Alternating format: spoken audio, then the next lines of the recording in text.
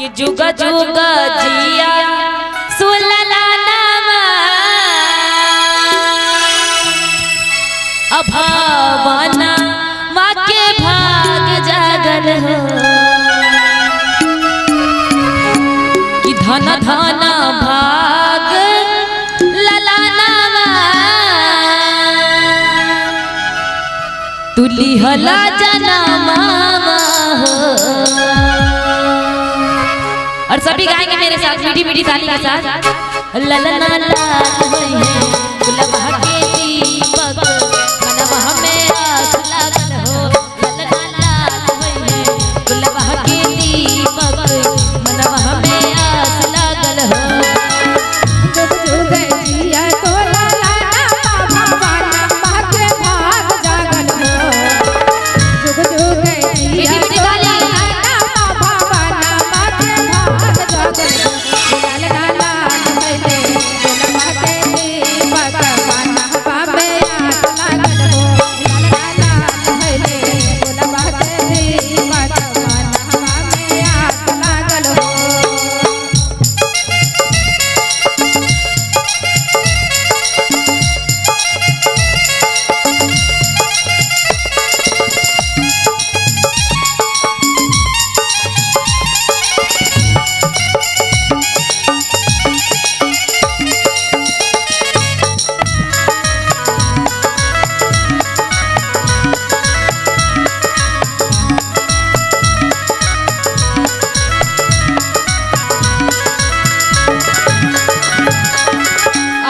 के दिन सुहावना रतिया बावन हो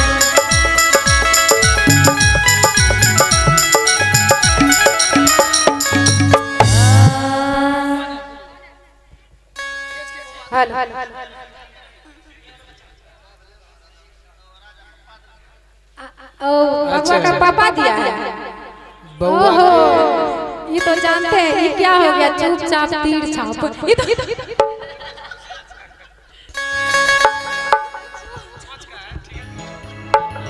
आइए बउआ के पापा जी के तरफ से कम बउआ के पापा को आगा आना चाहिए झूमना चाहिए वहां से भेज दिया देखने को लगा कम से कम अपना से नहीं आया और एक दादी जी के तरफ से 51 रुपए की भेंट शुरू आई है महादेव और पापा जी कौन है किधर है अरे हम लोग भी देख लेते आइए थोड़ा आगे एक बार आप आ जाइए इधर आइए देखिए ऐसे दूसरे के माध्यम से आए हम लोग भी नहीं पहचान सके भाई किनके यहाँ आए तो आइए देखिए पापा जी की तरफ से 501 रुपए के दान स्वरूप इस सच्चे दरबार में आए हैं महादेव पर 80 रुपया बरसाए आइए आगे और जानते हैं आज खुशी की बात है आज इनको झूमना चाहिए एकदम बिल्कुल होना आप आगे बैग में आके झूम दीजिए और कहना है कि आज के दिन सुहावना रतिया बावन हो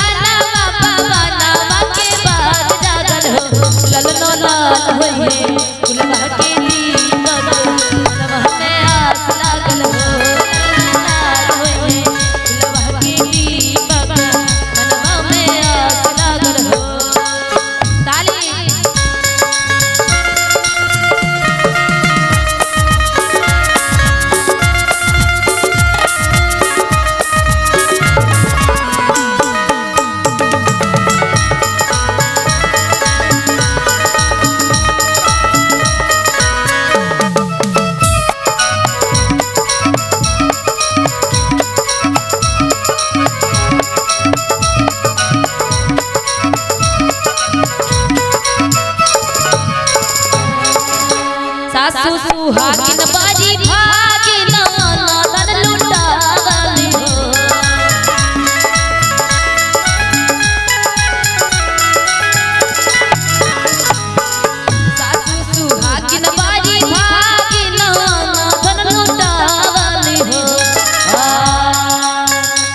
दादी आई थी क्या?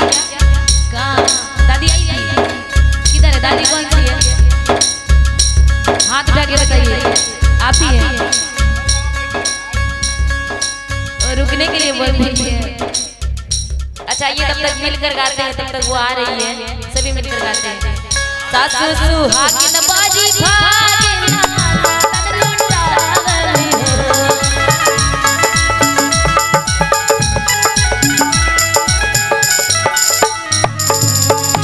लगना दुआरा पे बजला बधैया मनमोहन सोहरा हो। लगना दुआरा पे बजला बधैया मनमोहन सोहरा हो। जुग जुग जिया सुला लाला बाबा नामा के भाग जागल हो।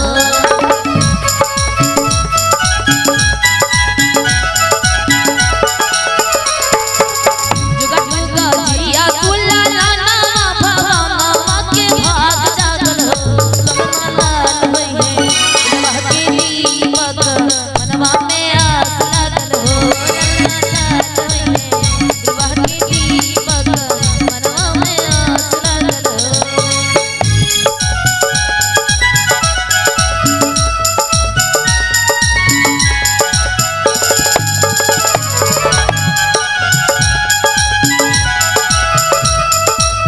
हेलो हेलो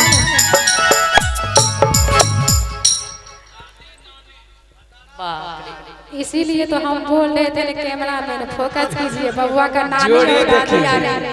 नानी दादी एक साथ आई है। अच्छा से नानी दादी का विवास भैया नानी दादी का बढ़िया से वीडियो बनाइए तो उधर घूम झुमाना जाइए। है नानी और दादी को। कोई तो नहीं झुमा लेकिन नानी और दादी को झुमाना है। दादी और नानी की तरफ से 151 रुपये 151 रुपये के दान स्वरूप इस सच्चे दरबार में आए हैं। जानते हैं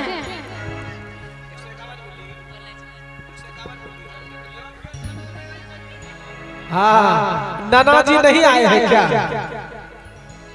नहीं आए हैं। ताइए आ रहे हैं, सो गए होंगे। जानते हैं नाना सोच सोच के निकल रहे हैं। हाँ नाना जी भी आएंगे, अंतिम में आएंगे। क्या पहले कहना जानते नानी तब हैं नाना, जाने के बाद आएंगे।